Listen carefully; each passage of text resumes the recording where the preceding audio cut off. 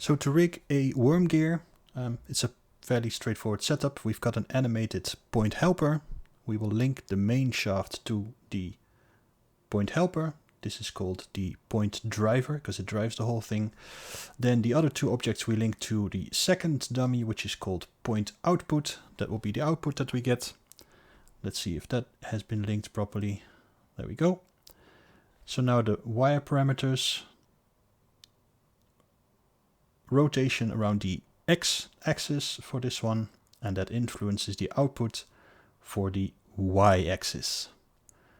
So it goes from driver to output, so set the proper direction, and the formula is 1 divided by 38.0, where 38.0 is the amount of teeth on the gear.